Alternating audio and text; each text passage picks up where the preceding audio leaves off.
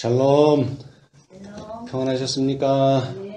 네, 주님의 은혜 가운데 귀한 안식일, 또 귀한 약속의 말씀으로 우리 위로받는 이 안식일 되시기 바랍니다. 자, 우리 오늘은 누가복음 18장, 누가복음 18장 18절 한번 읽어보겠습니다. 어떤 관원이 물어 가로되 선한 선생님이여 내가 무엇을 하여야 영생을 얻으리이까? 여러분 이 질문을 또 한 사람이 있죠? 율법사. 자, 우리 누가복음 10장 25절. 아까 18장 읽은 데를 잘 펴놓고 또 다시 이제 비교를 해보겠어요. 두 개가 있기 때문에 비교가 가능하죠. 예. 자, 여기 이번에는 율법사가 예수를 뭐하여?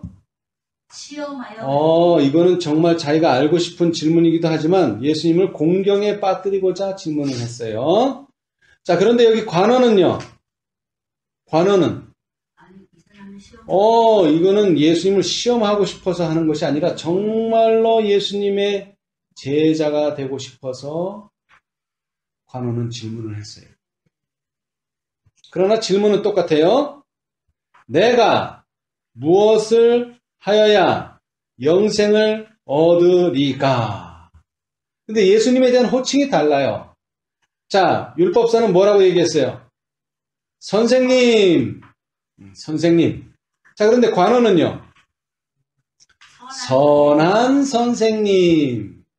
다시 말하자면 율법사보다 더 예수님을 존경하고 예수님을 더 따르는 의미에서 선생님이 맞기는 맞지만 예수님은 선한 선생님이다. 하나님의 부르심을 받은 선생님이다. 메시아는 아니고. 그래서 선하다는 말을 더 붙였어요. 근데 예수님께서 뭐라고 대답하셨어요? 예수께서 이르시되 내가 어찌하여 나를 선하다 일컫느냐? 누구만 선하다? 하나님만 선하다. 그럼 네가 나를 하나님으로 보느냐? 물론 그런 뜻이기도 하겠지만 여기서 선하다, 악하다, 좋다, 나쁘다 이건 누가 하는 말이에요? 누가 하는 말이에요? 본인이 하는 말이지. 본인이 하는 말. 내가 보기에 예수는 어떻다는 거예요? 선하다는 거지. 내가 보기에 예수는 선생이고 내가 보기에 예수는 선하다. 우리 신앙은 어떤가요? 우리 신앙은 어떤 분은 좋다. 어떤 분은 나쁘다. 우리가 평할 때가 있죠?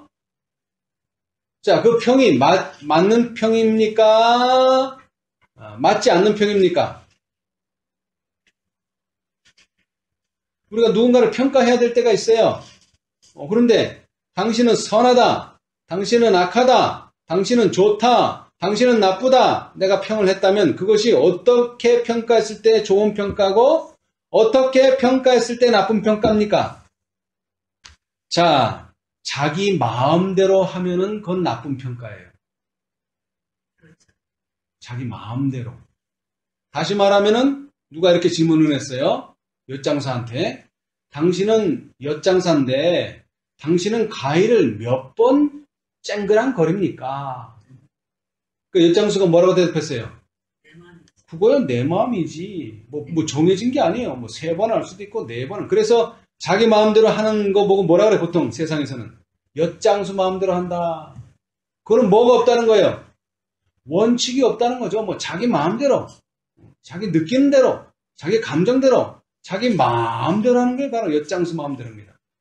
자, 지금 이 관원이 예수님을 선하다고 했는데 왜 예수님이 이렇게 대답했을까요?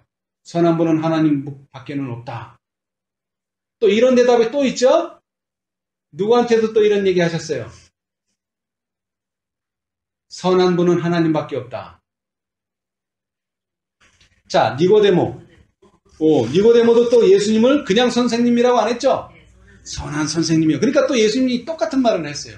그 말은 뭐냐면 여러분 이걸 잘 이해하셔야 돼요. 자, 우리 봅시다. 시대의 소망. 참 중요한 이야기입니다. 오늘날 많은 사람들이 이 교회가 좋다, 이 교회가 나쁘다, 이 목사가 좋다, 이 목사가 나쁘다. 그 판단을 어떻게 하느냐에 따라서 엿장수 마음대로도 될 수 있고 또 뭐예요? 하나님이 원하시는 평가도 될 수 있어요. 자, 사실 하나님이 원하신다는 말 속에 답이 있는데 하나님은 어떻게 평가를 내릴 때 하나님이 원하시는 평가예요? 율법과 증거의 말씀에 맞을 때는 좋은 선생이지만 아무리 나한테 잘해주고 뭐를 해주고 하더라도 뭐에 맞지 않으면 율법과 증거에 맞지 않으면 이건 선한 선생님이 될 수가 없어요. 그런 의미에서 예수님은 하나님 한 분 외에는 선한 분이 없다는 것입니다. 우리의 선과 악의 기준은 누구라고요? 하나님이 함께하면 선하지만 하나님이 함께 안 하면요.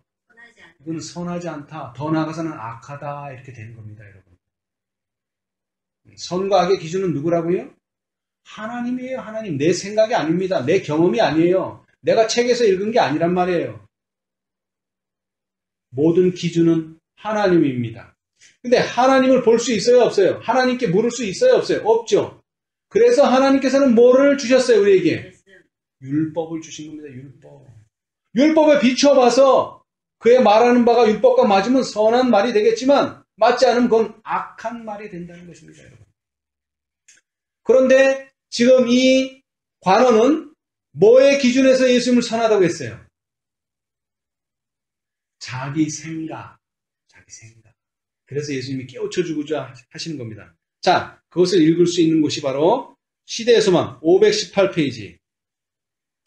구속의 역사 816페이지. 오늘날 많은 재림을 기다리는 형제 자매들이 어떤 생각을 가지고 있다고요? 관원과 똑같은 생각을 가지고 있습니다. 자기 판단에 의해서 좋고 나쁘다를 판단해요. 여러분 그렇게 하시면 큰일 납니다. 그래서 예수님께서는 이 관원의 그 사고 방식을 고쳐주기를 원하셨어요. 사고 방식. 자, 우리는 이런 사고 방식을 가져서는 안 됩니다. 자, 시대에서만 518페이지, 구속의 역사 816페이지, 오른쪽 단 밑에서 두 번째. 그리스도께서는 내가 어찌하여 나를 선하다 일컫느냐? 하나님 한 분 외에는 선한 이가 없느니라 고 말씀하셨다. 예수께서는 그 관원의 성실성을 시험하고 자기를 선하다고 하는 그런 방식을 그에게서 뽑아내고자 하셨다. 누가 선하다고요? 누가 선해요? 예수님이 선하다고 했어요, 여기? 자기를 선하다고 한단 말이에요. 자기. 여기 자기가 누구예요? 관원 자기 자신. 자기가 의롭다는 거예요. 그런 사고방식을 가지고서는 신앙을 제대로 할 수가 없어요.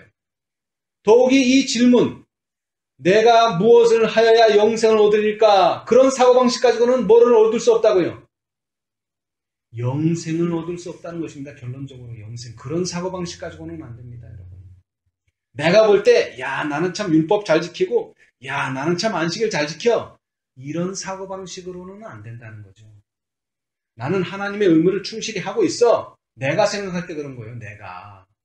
근데 그거 가지고는 안 돼. 자, 그럼 봅시다.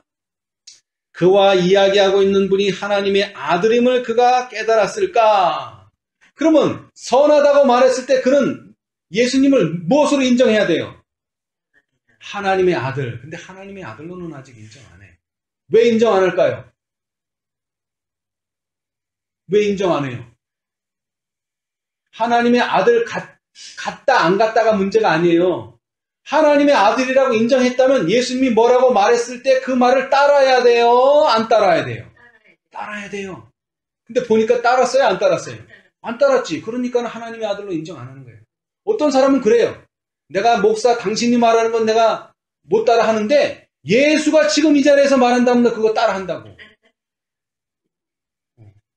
그런데 안타깝게도 예수님은 절대로 그 한 사람을 위해서 말씀해 주시지 않습니다. 그러면 우리는 그 목사의 말을 따라야 될까요? 말아야 될까요? 아니죠.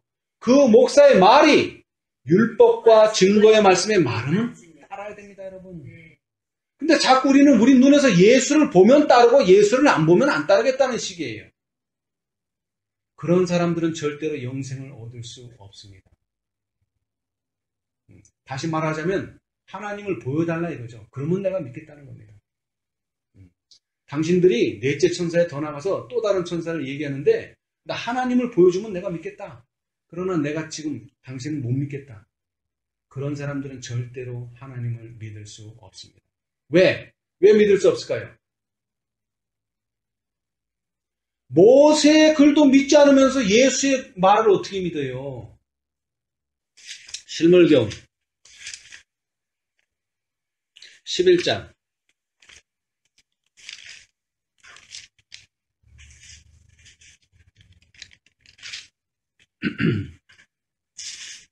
요한복음 5장 요한복음 5장 46절이죠. 자, 우리 실물교훈 128페이지 구석의 역사로는 1067페이지 왼쪽 단 첫 번째, 구약의 진리를 믿고 가르친다고 하면서 신약의 진리를 거절하는 사람들이 있다. 그러나 이러한 사람들은 그리스도의 가르침을 거절함으로 결국 부조와 선지자들의 말을 믿지 않는다는 것을 나타내는 것이 된다. 모세를 믿었다면 뭐라 그랬어요? 예수님께서 또 나를 믿었으리니 이는 그가 내게 대하여 기록하였습니다. 다시 말하면 모세를 안 믿으면 누구도 믿을 수 없다는 거예요. 예수님도 믿을 수 없다는 거예요. 모세를 믿지 못한다면 예수를 믿을 수 없는 거예요. 그럼 모세를 믿는다 안 믿는다는 게 무슨 뜻입니까? 구약 성경, 모세는 모세오경을 상징하는 것이고 더 나아가서는 구약을 상징하는 것이에요. 구약을 믿었더라면 누구도 믿었다. 예수님도 받아들였다는 거죠. 구약을 믿었더라면. 다시 말하면 예수님을 하나님의 아들로 인정한다면 예수님의 지시를 분명히 따라야 될 것이고 그 지시는 예수님이 그냥 말한 것이 아니고 성경을 통해서 말씀하셨다는 겁니다. 성경을 통해서. 우리는 목사의 말을 듣는 것이 아니라 목사님이 하시는 성경 말씀을 듣는 거죠.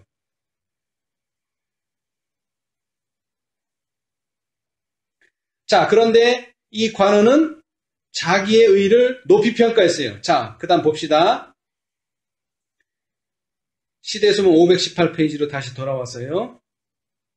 구석의 역사 816페이지. 이 관원은 오른쪽 단 맨 밑에 이 관원은 자기 자신의 의를 높이 평가하였다. 그는 어떤 결점이 있다고 생각지는 않았으나 그러면서도 완전히 만족할 수는 없었다. 자, 자기가 생각할 때 자기가 의로워요, 불의해요? 의로워요. 자기가 자기를 생각할 때 의로워요. 그런데 뭐가 없어요? 완전한 만족은 또 없어요. 완전한 만족은 또 없어요. 그래서 예수님께 확실한 답을 얻기 위해서 내가 무엇을 하여야 영생을 얻으리까? 라고 질문을 했어요. 자, 그런데 그렇게 질문하게 된 배경이 또 나옵니다.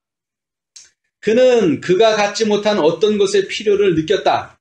예수께서 어린아이들을 축복하신 것처럼 그를 축복해서 그의 영혼의 필요를 만족시키실 수는 없으실까?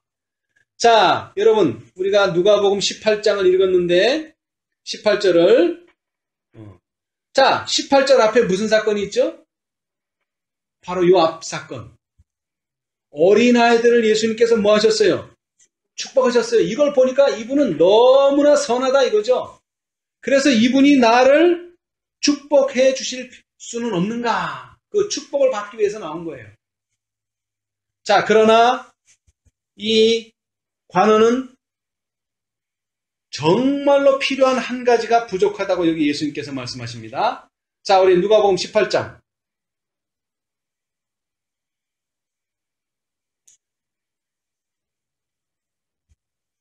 22절. 예수께서 이 말을 들으시고 이르시되. 자, 어떤 말을 들으시고? 어떤 말? 이것은 내가 어려서부터 다 지키었나이다. 여러분, 오늘날 제7일 안식일 예수 재림교인들이 세 천사의 기별을 가졌다는 성경절이 뭡니까? 계시록 14장 12절. 우리는 뭘 가졌다?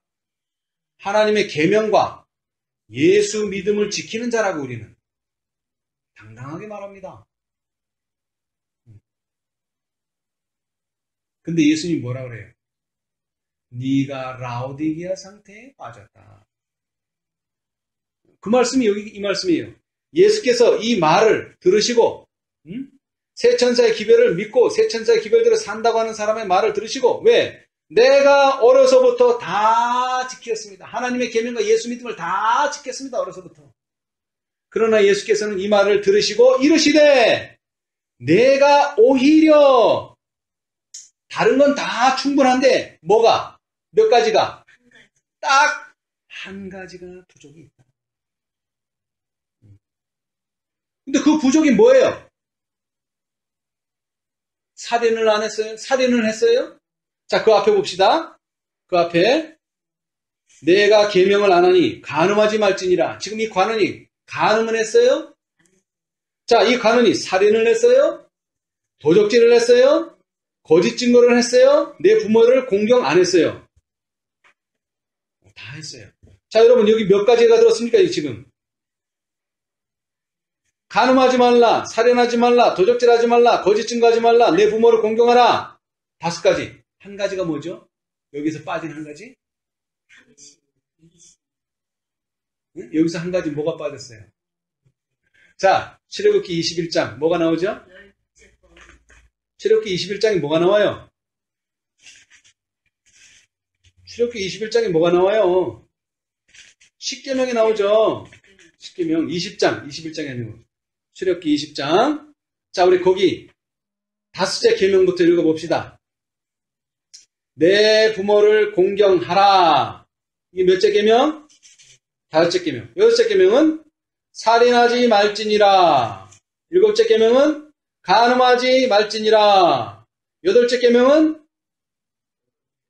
도둑질하지 말지니라. 9째는 내 이웃에 대하여 거짓 증거하지 말지니라. 그죠? 그 다음에 마지막 10번째는 내 이웃의 집을 탐내지 말지니라. 자, 그럼 여기서 5가지를 인용했는데 뭐가 하나 빠졌습니까? 여기서 10번째가 빠졌어요. 10번째가. 그러니까 사실 예수님께서 하시고자 했던 핵심은 뭡니까? 네가 다 지킨다고 했는데 사실은 하나를 간과하고 있는 게 있는데 그게 마음속에 뭐가 있다는 거예요? 탐심이 있다는 겁니다. 그걸 다른 말로 하면 뭐죠? 이기심이 있다고 하는 겁니다. 이기심. 그래서 예수님께서는 6가지를 안 들으셨어요. 딱 5가지만. 왜? 지금 이 청년에게는 한 가지가 부족한데 그 한 가지는 사실은 탐심이라고 있는데 그 탐심을 자존심 상할까봐 청년한테 너 탐심 있다 이렇게 말하지 않았어요. 돌려 말했죠. 어떻게 하라 그랬죠? 내게 있는 것을 다 팔아 가난한 자들을 나눠주라. 자기가 자기 거 가지고 있는데 그게 무슨 탐심이에요? 자기가 자기 거 가지고 있는데 내가 가지고 있는데 내가 없는 걸 뭘 가지고 있다 그러면 그거 탐심이잖아요. 그죠? 근데 이건 내가 내 걸 가지고 있는데 왜 탐심이요? 내가 내 거 가지고 있는데 남의 거를 탐내질 않는데 욕심을 부리지 않는데 그냥 내가 가지고 있는 내 거를 가지고 있는데 그게 왜 탐심이냐고. 그것도 하나님의 것입니다. 지금은 탐심이 아니에요. 지금은. 근데 뭐가 되려면? 예수님이 제자가 되려면 그건 탐심이에요.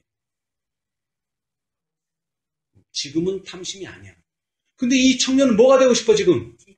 제자. 자, 이 청년이 제자가 되고 싶은지 안 되고 싶은지 여기 한번 읽어봅시다. 자, 우리 518페이지. 자, 처음서부터 읽어보겠습니다. 예수께서 길에서 나가실새 한 사람이 달려와서 꿇어앉아 묻자오되 선한 선생님이여 내가 무엇을 하여야 영생을 얻으리까? 이렇게 질문한 청년은 관원이었다. 그는 큰 부자였으며 책임 있는 지위에 있었다. 그는 그리스도께서 당신께 나온 어린이들에게 나타내신 사랑을 보았다. 그분께서 그토록 부드럽게 어린이들을 영접하여 팔에 안으시는 것을 본 그의 마음은 구주에 대한 사랑으로 불타올랐다. 그는 그분의 제자가 되기를 뭐 했다고요? 희망했습니다, 여러분. 그거 보고서 나도 예수님 제자가 되고 싶다. 나도 그 어린이들이 받은 그 축복을 받고 싶다. 소망이 있어요, 소망. 원하는 겁니다. 원하지 않는 거를 지금 하려고 그러는 게 아니에요. 이 사람은 간절한 마음으로 원했어요. 그래서 질문을 한 거예요. 어떻게 했으면, 제가 어떻게 했으면 좋겠습니까? 제가 어떻게 하면 예수님의 제자가 될 수 있나요? 질문했어요. 그랬을 때 예수님께서 뭐라고 말씀하셨죠? 네가 내 제자가 되려면 딱 한 가지만 주의하면 된다. 그게 뭐라고요? 이기심을 버려라.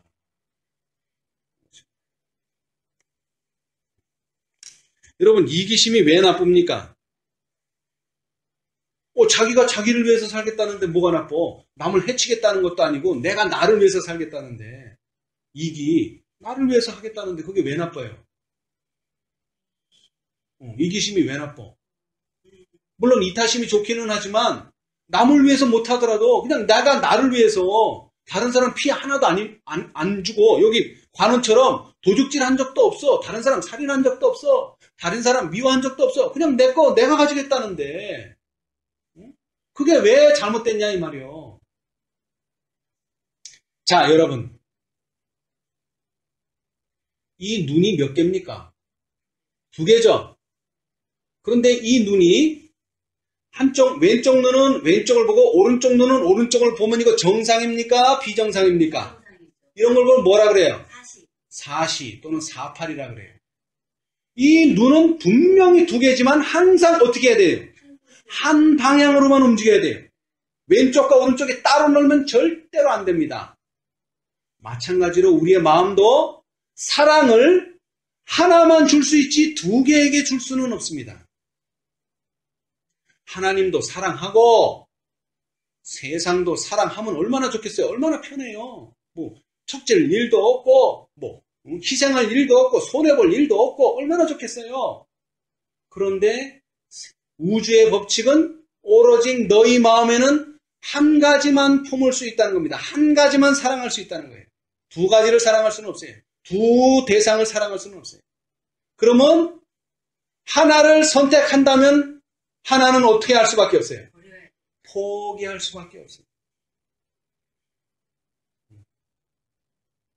근데 어떤 사람 보고 뭐를 포기해라. 그러면 절대로 포기 못합니다.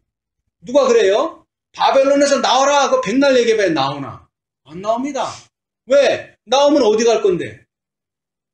좋은 게 있어서 그 좋은 걸 선택하려니까 포기하는 거예요. 자, 쉬운 예를 들겠어요? 어린애가요, 엄마가 부엌에서 일하다가 잠깐 어디 간 사이에 칼을 딱 쥔 거야. 그래, 달라 그러니까 좋아, 안 줘, 얘가? 이게 칼이 뭔지도 몰라. 그냥 막 휘둘러. 그럼 이거 어떻게 이 칼을 뺏을 수 있어요? 강제로 뺏을 수 없어. 잘못하다가 엄마도 다치고 아빠도 다쳐. 어른도 다쳐. 칼 달라 그러다가. 방법은 간단해. 애기가 좋아하는, 칼보다 더 좋아하는 걸 하나 갖다 주면은 칼을 놓고 그걸 집어요. 여러분, 필리핀에서 원숭이 잡는 방법 아주 간단합니다. 원숭이를 생포할 수 있는 방법이 있어요. 원숭이가 바나나를 좋아하는 게 아니라 쌀을 되게 좋아해요. 쌀. 그래가지고 항아리를 딱 갖다 놓고 항아리를 딱 묶어놔요. 못 가져가게. 항아리 못 가져가게. 그리고 그 안에 쌀을 잔뜩 넣어놔요. 그러면 원숭이가 딱 가다가 냄새를 맡죠? 그럼 어떻게 해요? 손을 겨우 넣어. 항아리가 겨우 손이 들어가.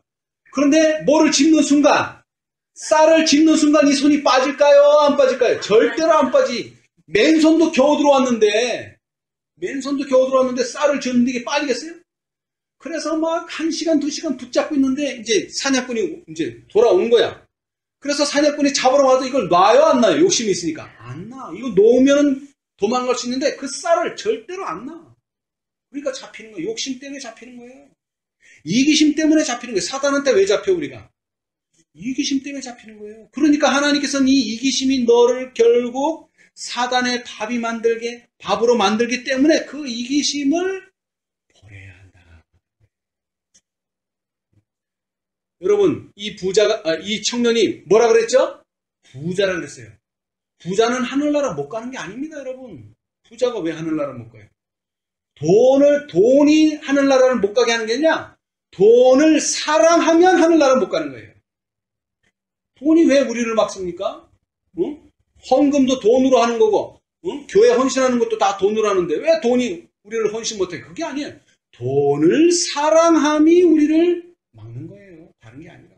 돈이 우리를 막는 게 아니에요. 돈을 사랑함이 우리를 막는 거예요. 더 나아가서 하나님보다 더 사랑하는 게 있어서는 됩니까? 안 됩니까? 절대적으로 안 됩니다, 여러분.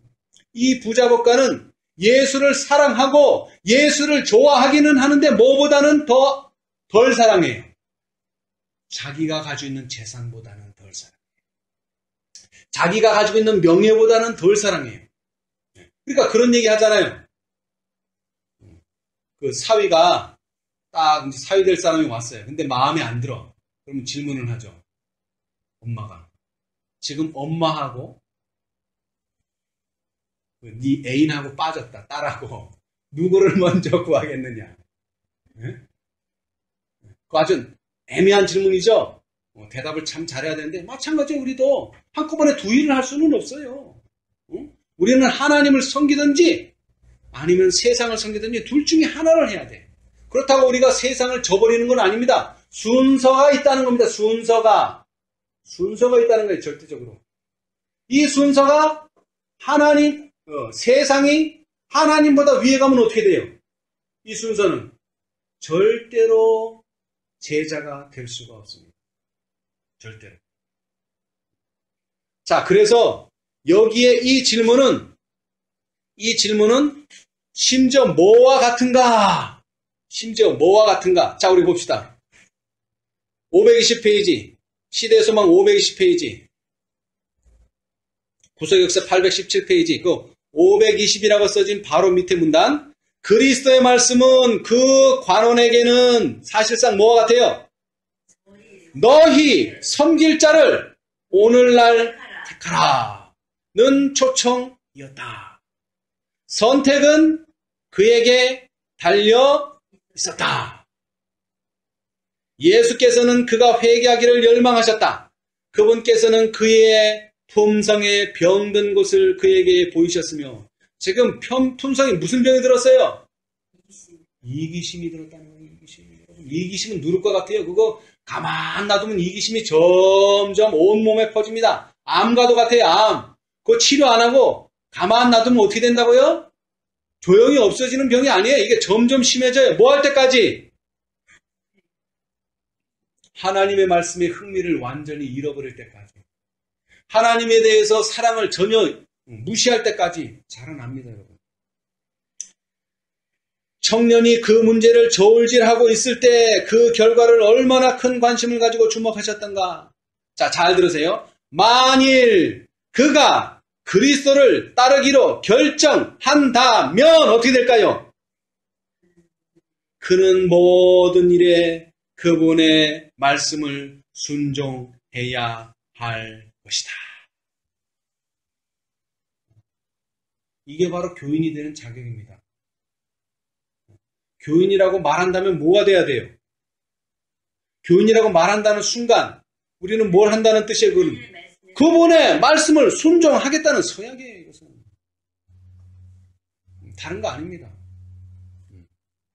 그는 그의 야심찬 계획을 포기해야만 할 것이다. 구주께서는 청년이 성령의 초청에 응하기를 바라시면서 얼마나 열렬히 간언하셨으며 얼마나 갈급한 심령으로 그 청년을 바라보셨던가. 자, 그 다음 그리스도께서는 그 관원이 그리스도인의 품성을 완성시킬 수 있는 곳에 자신을 처하게 할 수 있는 유일한 조건을 말씀하셨다. 자기 재산을 가난한 사람들에게 주는 게 유일한 조건이 아니고 뭐를 하는 게 유일한 조건이에요? 뭐를 하는 게 유일한 조건입니까, 여러분? 하나님보다 더 사랑하는 게 있으면 안 된다는 겁니다, 여러분. 하나님만 사랑해야 된다는 것입니다. 여러분, 누가 프로포즈를 했는데 나는 자매를 사랑한다 이래가지고 프로포즈 되겠어요? 안 됩니다, 여러분. 나는 당신만 사랑합니다. 이래야지 프로포즈가 되지. 나는 당신을 사랑합니다. 이래가지고는 약하다 이 말이에요. 당신만, 다른 건 없다는 거지. 당신 외에는 없다는 거지. 그래야지 결혼이 성립되는 거예요, 여러분. 응? 결혼은 뭐예요? 1부 2처입니까? 1부 3처예요? 1처 3부예요? 아니에요. 남자 하나, 여자 하나예요. 하나밖에 없어요. 이 지구상에 여자가 얼마예요? 반이에요. 뭐 계산할 거 없어요. 남자는요? 반이에요. 그런데 내가 사랑하고 내가 결혼할 사람은 그 수억 가운데 한 명밖에 없습니다, 여러분. 2명, 3명이 아니에요. 그런데 그 한 명도 뭐가 맞아야 돼요? 지금 이 청년은 여태까지 뭘 사랑해왔어요? 자기를 사랑해왔어요. 자기를. 그런데 이제는 그 사랑을 어디로 바꿔야 돼요? 하나님의 사랑으로 바꿔야 돼요. 이거 안 바꾸면은 예수님의 제자가 될 수 없어요. 근데 오늘 제가 제자라고 많이 강조했는데 사실은 뭐 할 수 없어요? 영생을 얻을 수가 없습니다. 많은 사람들이 그래요. 아이고 뭐 14만 4천이 뭐 중요해. 그냥 구원만 얻으면 되지. 그게 뭐 실수든지 상징이든지 뭐 살아난 자만 되든지 뭐 죽은 자도 특별부활에 일어나든지 그 교리가 뭐 중요해. 그냥 우린 구원만 받으면 되지. 그런 사람들이 있어요. 물론 구원만 얻으면 되죠. 구원만 얻으면 돼요. 그런데 오늘 예수님께서 내게 한 가지 부족한 것이 있다고 말씀하실 때 예수님이 그 청년에게 바라는 게 그래 너는 구원만 받으면 된다 이게 아닙니다. 뭐 하자는 거예요? 제자가 된다는 말은. 제자가 된다는 말은 뭐 한다는 거예요? 나하고 같이 일하자. 나하고 같이 일하자요. 동역자예요. 한 단어로 말하자면 동역자. 오늘 예수님께서는 이 마지막 시대 1844년부터 마지막 시대에 그저 구원만 하더라 이게 아니에요. 나의 뭐가 되주라? 동역자. 왜? 나는 지금 지성소에서 간과하고 있지만 이 세상에서 일할 천사가 필요한 게 아니라 이 세상에서 일할 사람이 필요하다. 이 세상에서 일할 사람. 이 구속의 경리는 천사도 할 수 없는 일이고 왜? 우리보다 낫지만 천사는 못해. 이거는 죄 있는 육신의 모양을 가진 인간만이 할 수 있는 일이야. 그러나 마음에 뭐를 가지면 이기심을 가지고 하나님 사랑하는 것보다 더 사랑하는 무언가가 있다면 그 사람은 절대로 동역자는 될 수 없다. 그런데 오늘날 얼마나 많은 사람들이 동역자가 되고 싶어 합니까? 예, 저는 많은 사람 봤어요.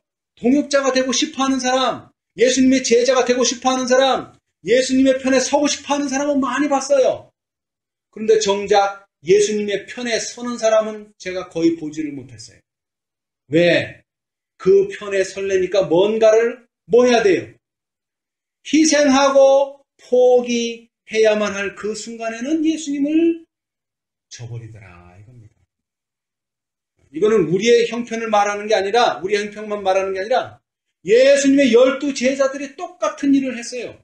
예수님이 필요로 할 때, 동역자를 필요로 할 때 누가 거절했어요? 베드로가. 어떻게 거절했죠? 아이고 나는 저런 사람 몰라요. 이 정도로 거절한 게 아니죠. 자꾸 물어보니까 이제는 그 정도로는 답이 안 되잖아. 그러니까는 저주. 나는 저런 나쁜 사람하고 상관없다고. 저주하면서 거절했어요.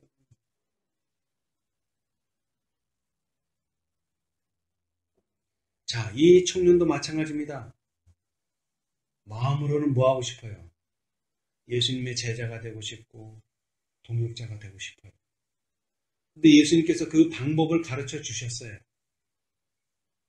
그런데 그 방법은 자기에게 너무나 뭐가 되는 거예요? 큰 희생이 되는 거죠. 큰 희생. 자, 그래서 이제 봅시다. 자, 우리 한 장 넘겨서 시대의 소망 520페이지, 구속역사 818페이지, 첫 번째 문단 왼쪽에 그 관원은 재빨리 그리스도의 말씀의 뜻을 다 이해하고 슬퍼하였다. 만일 그가 제시된 선물의 가치를 깨달을 수 있었더라면 그는 지체 없이 그리스도의 추종자의 일원으로 등재하였을 것이다. 그는 명예로운 유대인의 공회의 일원이었다.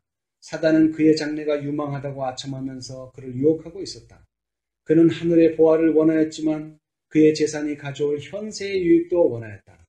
그는 이런 상태에 놓여있음을 슬퍼하였다. 그는 영생을 원하였으나 기꺼이 희생하려고 하지 않았다. 영생의 값이 너무 큰 것처럼 생각되고 재물이 많음으로 그는 슬퍼하면서 떠나갔다. 자, 그런데 여기서 하나 주목해 봐야 될 단어가 선물이라고 하는 것입니다. 선물. 자, 지금 이 사람은 어떻게 부자가 됐어요?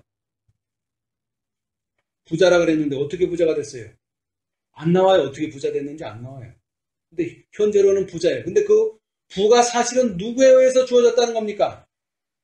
하나님에 의해서 주어졌다는 거예요. 그 설명이 이제 뒤에 나와요. 그런데 이 부는 자기가 만들었기 때문에 이 부를 손해본다는 것은 자기에게 너무나 큰 손실이라는 거죠. 근데 그 부자가 이렇게 생각했더라면 이 부도 누가 주셨다? 하나님이 주셨다. 그래서 하나님께 돌려드리는 것이라고 생각했더라면 좀 더 편하게 헌신할 수 있었을 텐데 이것은 누가 쌓은 부다? 내가 쌓은 부다. 근데 이것은 그냥 재산으로만 생각하면 안 됩니다, 여러분. 오늘날 많은 재림을 기다리는 사람들이 지금 내가 이 정도 된 것은 누구의 의다? 내 의다.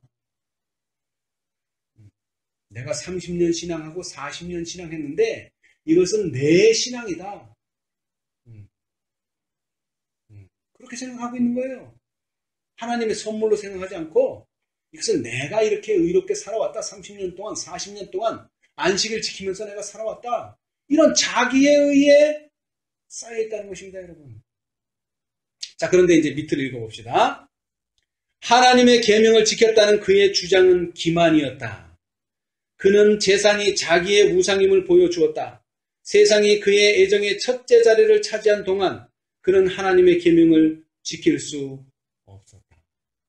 그는 선물의 시여자보다 하나님의 선물들을 더 사랑하였다. 이게 무슨 말입니까? 자, 이 사람은 지금 뭐가 우상이라 그랬어요? 재산이 우상이야, 재산. 근데 그 재산이 내가 쌓은 거예요? 아니, 하나님의 선물이라고, 이게. 내 거면은 그건 줄 필요 없지. 내 거면 줄 필요 없어요. 근데 우리가 가지고 있는 재산, 심지어는 뭐, 우리가 가지고 있는 재능, 그죠? 우리가 가지고 있는 내게 속한 모든 것이 사실은 어떻게 온 것이다? 하나님께로부터 온 것이라는 것이죠. 재물, 재능, 기회, 이게 다 하나님이 주신 거라는 거예요. 하나님이 주신 거예요, 이거. 내가 번 게 아니에요. 내가 번 거면 안 줘도 돼. 내가 번 거면 안 줘도 돼요. 근데 이것은 내가 번 게 아니야. 그러면 이 선물을 안 돌려주겠다는 거는 뭐예요, 결론적으로? 이건 내가 벌었다는 증거예요. 내가 벌었다는 증거. 뭐 다른 증거 찾을 거 없어요. 무슨 내 거라는 것이지. 이건 내 게 아니라는 거예요.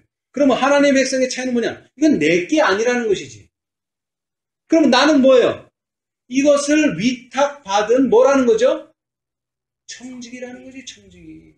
세상과 우리 그리스도인의 차이는 다른 거 없어요. 나도 똑같이 재산 가지고 있고 저 사람도 재산 가지고 있는데 저 사람은 그 재산이 내 거라고 생각하고 나는 이게 내 게 아니라 하나님께서 나에게 이 세상 살 동안 맡겨주신 거라고 생각하는 거야. 그런데 이 돈이 어떻게 벌었는가 봅시다. 내가 뭐해서 벌었어? 월급 받아서 벌었어, 월급. 누가 이래서? 하나님이 일하는 게 아니라 내가 일해서 번 거라고. 근데 그게 왜 하나님 거야? 내가 벌었는데 왜 하나님 거냐고, 그게. 내가 존재했기 때문에 돈을 벌지. 내가 이 세상에 태어나지도 않았는데 무슨 수로 돈을 벌어. 내 존재 자체가 없는데. 내 존재 자체가 어떻게 태어났어요? 부모님이 나를 낳아줬으니까 태어난 거잖아. 그럼 부모님은 나를 어떻게 부모님은 어떻게 태어났어? 부모님은 부모님이 태어나게 한 거지. 그래서 거슬러 쭉 올라가 보니까 누가 아담과 하와를 만드셨다는 얘기예요. 하나님이. 내가 이 세상에 존재한다는 것 자체가 하나님의 선물이라는 거예요.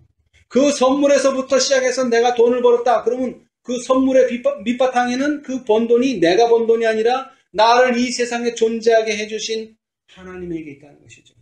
그래서 인간에게 하는 가장 첫 번째 계명이 뭐예요? 내 부모를 공경하라. 근데 오늘날 많은 사람들이 이 말씀을 오해하고 있어요. 부모가 자기에게 잘해주면 공경하고 부모가 나에게 물려준 것도 없다. 그러면 공경하지 않고 그런 게 아니에요.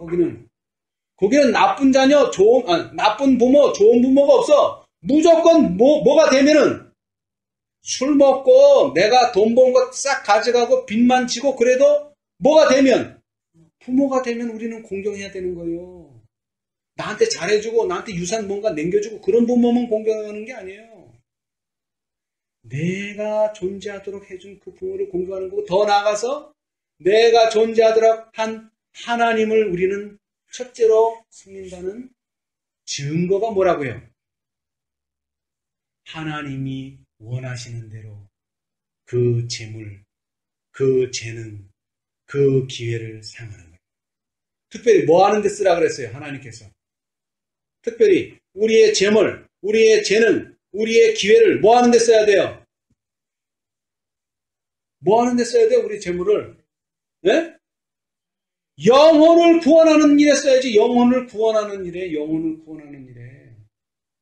영혼 구원 사업에 써야 된단 말이에요. 그 재물을. 그래서 하나님, 이 사람이 지금 선한 사람이 돼가지고 여기서는 결론이 나쁘게 났지만 이 사람이 그 말씀을 듣고 누구한테 나눠주라 그랬죠? 누구한테 나눠주라 그랬어요? 가난한 자들한테 나눠줬어. 그러면 가난한 자들이 이 청년을 어떻게 생각할까요? 고맙다. 좋은 사람이다. 딱 기억하고 있는데 예수님께서 돌아가시고 이 청년이 이름이 성령을 받았어. 그럼 어떻게 될까요? 이 도움을 받았던 사람들이. 그 청년이 하나님의 말씀을 능력을 가지고 전파하네. 뭐가 됐겠어요? 그 도움을 받았던 사람들이. 신자가 됐겠죠. 당연히. 예수님께서 하신 일도 보세요. 예수님이 누구를 낫게 해줬어요? 병자 낫게 해줬죠. 그죠? 그 다음에 식사 5,000명도 먹이고 4,000명도 먹이고 다 이거 왜 한 거예요? 복음을 전하기 위한 수단이었어요. 이게 복음을 전하기 위한 수단. 예수님은 뭐 하시는 분이다? 우리의 필요를 채워주시는 분이다. 우리가 부자 되게는 안 해주실지 몰라도 절대로 우리를 굶겨 죽이시지는 않는다. 그리고 우리가 병들었을 때 신앙하기 쉽습니까? 당연히 어렵죠. 안식일에 교회 오기도 힘들어요. 그래서 병을 낫게 해주신 겁니다, 여러분. 무엇을 얻도록? 영생을 얻도록 해준 거예요. 지금 부자법관이 그 가난한 자들에게 양식을 나눠줬다면, 그 재물을 나눠줬다면 그건 그냥 재물 자체가 아니라 그 재물 속에는 예수님의 마음과 예수님의 메시지가 들어간 겁니다. 그래서 그것은 곧 이 사람이 뭐 될 수 있는 자격도 주는 거예요. 제자 될 수 있는 자격을 주는 거죠. 영혼 구원을 안 하는 사람이 무슨 제자가 돼. 영혼을 구원하는 사람이 제자가 되는 것이죠. 그죠? 사람을 낚는 어부가 되는 겁니다. 베드로가. 마찬가지로 이 사람도 자기의 재물을 나눠줌으로써 사람을 낚는 어부가 되게 하는 거예요. 더 중요한 것은 이 애정의 첫째 자리를 예수님께 내어줌으로써 예수님과 무슨 관계를 맺을 수 있다는 거예요. 동역자 관계. 자, 그 다음에 읽겠습니다. 그리스도는 청년에게 당신과의 친교를 제의하셨다. 그분은 나를 따르라고 말씀하셨다. 그러나 그에게 있어서 구주는 사람들 가운데서 그의 이름이나 재물만큼 귀중하지 않았다. 보이지 않는 하늘의 보화를 위하여 보이는 세상 재물을 포기하는 것은 너무나 큰 뭐다? 모험이었다. 한말로 얘기하자면 이 사람은 뭐가 없는 거예요? 믿음이 없는 거지, 믿음이. 믿음이 있다면 보이지 않는 그 보화를 위해서 보이는 보화를 뭐 할 수 있어요? 희생할 수 있지. 희생. 사실 희생이 아니죠. 자, 여러분 보세요. 여러분 이 찬미가를 산다고 하면은 우리는 이 찬미가가 필요해. 그러면 이 찬미가에 해당하는 가치를 우리가 뭐 해야 돼요? 줘야 되죠? 줘야 되는 거예요. 그것이 산다는 말의 의미예요. 오늘날 많은 라오디게아 교회 사람들이 거저 얻을 생각을 해. 뭐를? 안약도 거저. 그 다음에 뭐요? 흰옷도 거저. 그 다음에 뭐요? 금도 거저. 거저가 아니에요, 여러분. 거기 뭐라고 분명히 얘기했어요? 살아. 그러면 영생은요? 영생은 어떻게 얻습니까? 그것도 사는 겁니다, 여러분. 사야 되는 거예요. 근데 내 주머니에서는 한 푼도 안 나가면서 뭔가를, 찬미가를 갖고 싶다. 이런 걸 뭐라 그래요? 이기심이라고 하는 겁니다. 이기심이라고 하는 거예요. 그런데 이 청년이 자기 혼자 있을 때는 그 이기심을 깨달았어요? 못 깨달았어요? 못 깨달았어요. 이게 문제라는 거예요, 이게. 자기 혼자 신앙하고 자기 혼자 교회 다니고 할 때는 이걸 못 깨달았어요. 유대인들도 가르쳐주지 않았고 랍비도 가르쳐주지 않았고 그 누구도 이게 이기심이라고 가르쳐준 사람이 없어요. 근데 누가 앞에 오니까? 예수님 앞에 오니까 분명하게 예수님은 이기심을 가르쳐준 거예요. 여러분이 예수님 앞에 나가면 여러분 뭘 느껴야 됩니까? 우리도 마찬가지로 내가 어떤 이기심을 가지고 있는지 그걸 깨달아야 됩니다, 여러분. 그걸 못 깨닫는다고 하면은 모세가 이스라엘 광야 생활에서 60만 명을 데리고 다녔어요. 60만 명. 60만 명이 다 누구를 보고 쫓아다녔어요? 모세를 보고 쫓아다녔어요. 그런데 가나안에 들어간 사람은 몇 명이에요? 60만이나 모세를 쫓아다녔는데 두 사람밖에는 없습니다, 여러분. 두 사람밖에는. 우리가 예수를 아무리 쫓아다니고 성경 연회생 아무리 쫓아다니고 외우고 읽고 경험해도 뭐하지 않으면요. 하나님께서 원하시는 마음의 첫째 자리를 하나님께 드리지 않으면요. 말 그대로 성전 마당만 밟는 사람이 되는 거예요. 아무 소용없어요. 아무 소용없어요. 듣는 자가 의인이 아니에요. 행하는 자가 의인이죠. 자, 그런데 여기서 중요한 것이 있어요. 중요한 것이 그리스도께서 그 밑에 문단 그리스도께서 이 청년을 취급하신 일은 실물 교훈으로 제시된다. 하나님께서는 당신의 모든 종들이 따라야 할 행위의 규범을 우리에게 주셨다. 누가 따라야 할? 종들.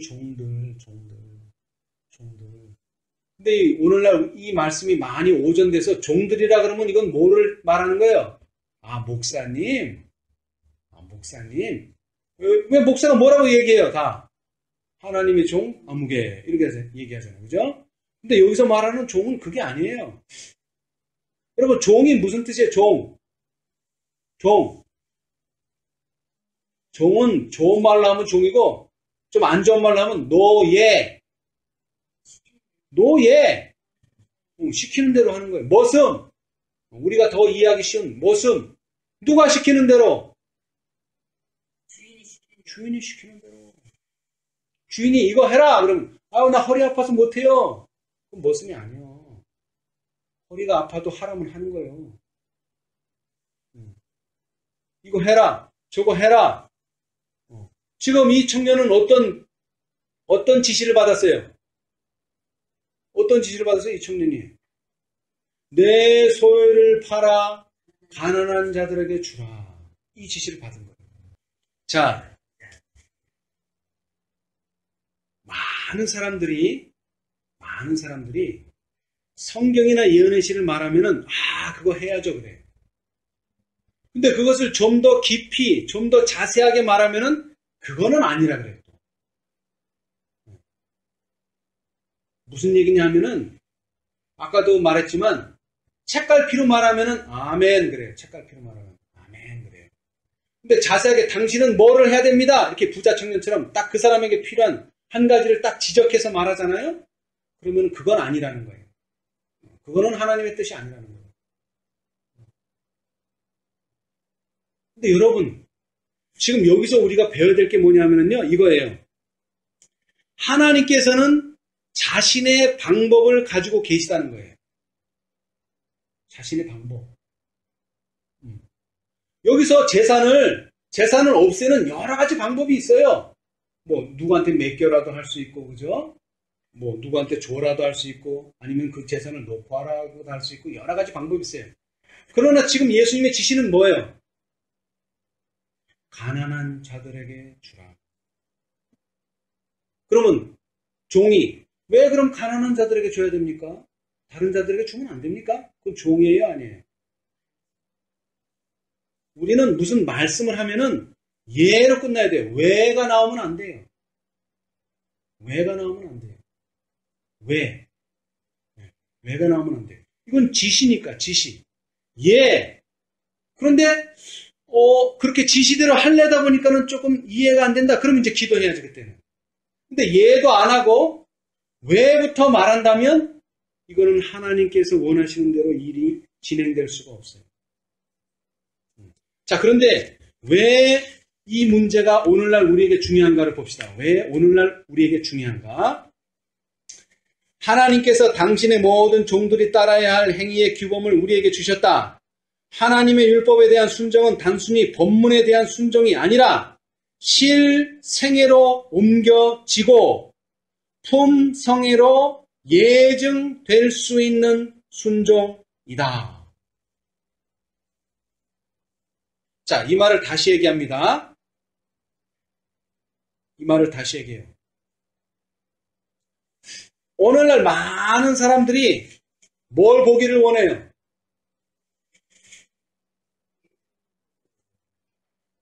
오늘날 많은 사람들이 뭘 보기를 원해요? 열매, 다른 거 없어요. 열매. 예수님과 같은 품성을 보기를 원해요. 그러면 우리는 뭘 보여줘야 돼요? 그 품성을 보여줘야지.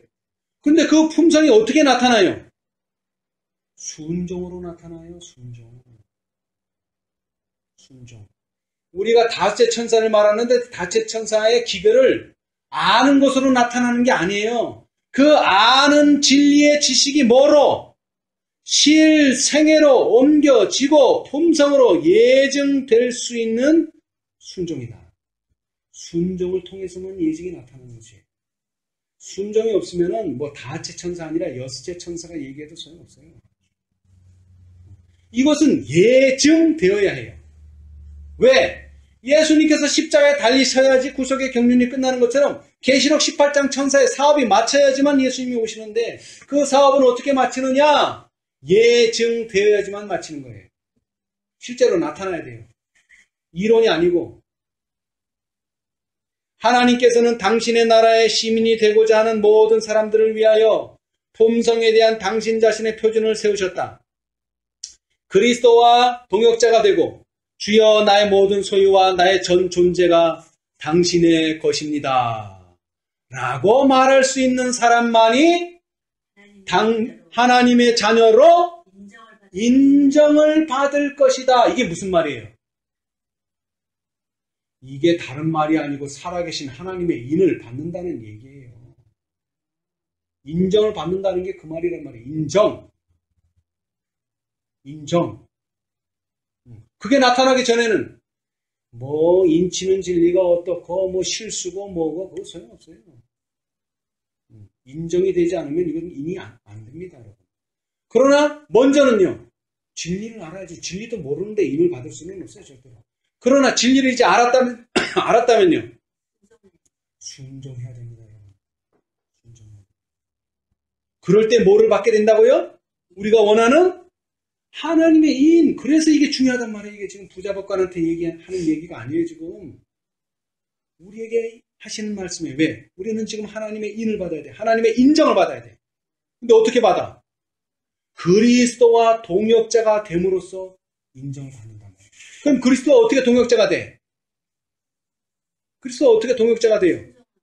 하나님을 내 마음의 첫째 자리에 모시고 매일의 생애에서 그것을 실천하고 우리의 품성으로 예증하도록 돼야 된다는 것이죠.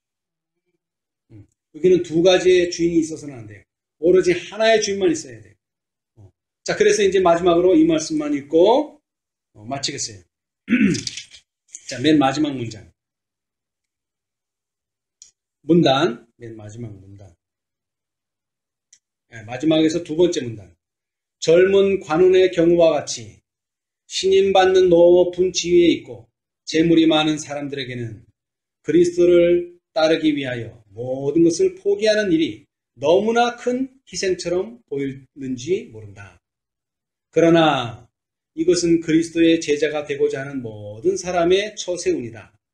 순종만이 간합된다. 자기를 포기하는 것, 이것이 그리스도의 가르침의 요지이다. 자주 그것은 권위적인 것처럼 보이는 말로 제시되고 명령되었다. 너 이것 좀 줄 수 있니? 이거 아닙니다, 여러분. 이건 명령입니다. 그러면 하나님 왜 이렇게 명령하지? 사랑이 많으신 하나님이, 자비로우신 하나님이 왜 이렇게 권위적으로 말하지? 그렇게 생각될 수도 있어요. 그러나 이것을 우리는 받아들여야만 한다는 것입니다. 왜냐하면 만일 마음에 품을 경우 사람을 송두리째 타락시키게 될 그런 것들을 잘라버리는 길 외에는 사람을 구원할 다른 방도가 없기 때문에 잘라버려야 돼요. 어쩔 수 없어요. 아프고 힘들지만. 그런데 이걸 어떻게 생각하라 그랬죠? 이건 내가 번 것이다. 그러니까 힘든 거죠. 이것은 내 것이지만 하나님의 선물이다 생각하라는 거예요. 근데 생각이 아니라 사실은 그런 겁니다. 근데 왜 그렇게 생각이 안 들어요? 믿음이 없기 때문에 안 드는 거예요. 믿음이 있으면 그렇게 생각이 들지만 믿음이 없으면 이건 내가 벌었다는 거지. 내가 벌었다는 거예요, 이것은. 자, 순종만이 간합된다. 순종만이 간합된다. 여러분, 많은 사람들이 그렇게 생각해요. 이것이 느껴질 때까지 나는 못 주겠다. 그거 잘하는 거예요. 근데 믿음은 뭐라 그랬죠? 믿음은 느껴지는 게 아닙니다. 절대로 느껴지는데 느껴질 때 믿으려고 그러면 절대로 믿을 수 없습니다. 믿음은 바라는 것들의 실상입니다. 정말로 이 부자법관이 가치가 없어. 예수 제자 되는 게. 그런데 정말 나는 예수님과 함께하고 싶어. 그걸 봐라. 그럼 어떻게 해야 될까요? 뭔가 하나는 포기해야 되겠죠. 예수님께서는 영생을 어렵게 말씀하지 않으셨어요. 자, 우리 이 말씀만 한번 더 보고 마치겠습니다. 제가 이 마지막 시대의 8가지의 비유를 말씀드렸죠. 그죠? 그 비유 중에서 여러 가지 교훈이 있겠지만 영생에 관련된 말씀을 값진 진죄의 장에서 분명히 예수님께서 말씀하셨어요.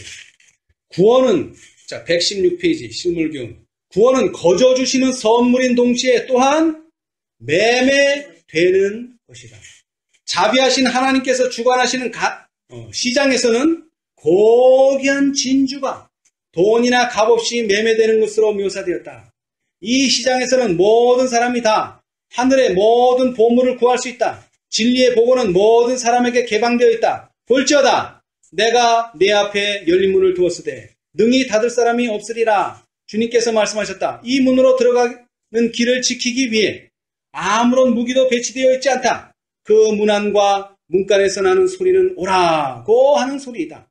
구주께서는 간곡하고 사랑스러운 음성으로 내가 너희를 권하노니 내게서 불로 연단한 금을 공짜로 받으라 그랬어요?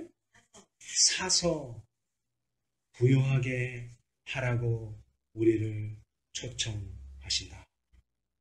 그리스도의 복음은 만민이 가질 수 있는 축복이다. 아무리 가난한 자라도 가장 부유한 사람처럼 구원을 살 수 있는데 이는 세상의 재물이 아무리 많더라도 그것을 가지고는 구원을 살 수 없기 때문이다. 구원은 즐겨 순종하고 우리 자신을 그리스도의 피로 사신 소유물로서 그분께 바침으로 얻을 수 있다.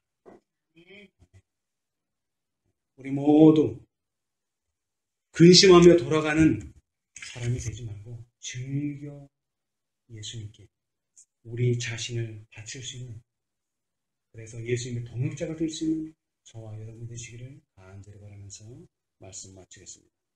아멘.